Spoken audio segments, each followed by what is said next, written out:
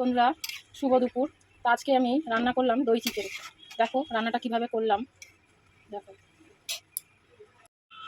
কড়াইটা বসিয়ে দিলাম। প্রথমে আমি তেল দিয়ে নেব। রান্নাটা আমি সর্ষের তেলেই করব।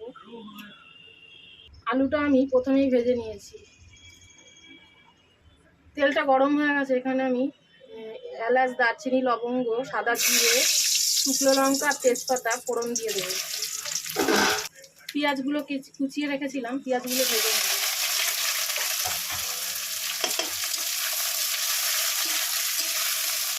লবণ দিয়ে দেবো, পেঁয়াজগুলো মজে যাবে। একটু চিনি দিয়ে দিলাম অল্প। পেঁয়াজটা ভাজা হয়ে গেছে।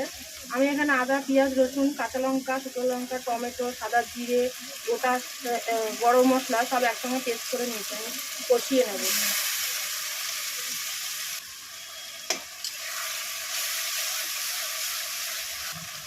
মাংসটা ধুয়ে ঝুড়িতে জল ঝরিয়ে নিয়েছি, কষিয়ে নেব।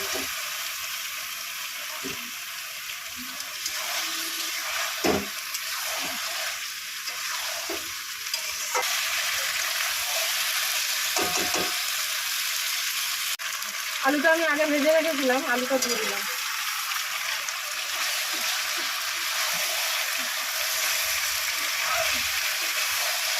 মশলাটা কষানো হয়ে গেছে, এবার আমি দইটা দিয়ে দেবো।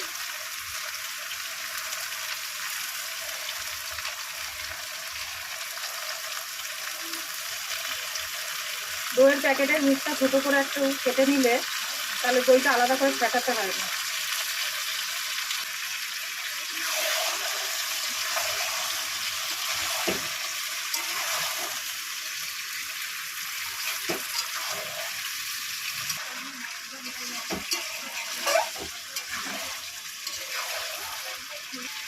হয়ে গেছে কষানোটা, তেল ছেড়ে দিয়েছে।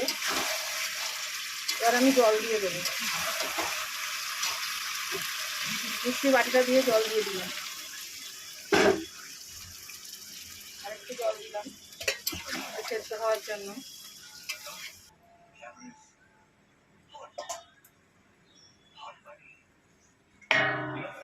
এবার একটু ঢাকা দিয়ে দিই।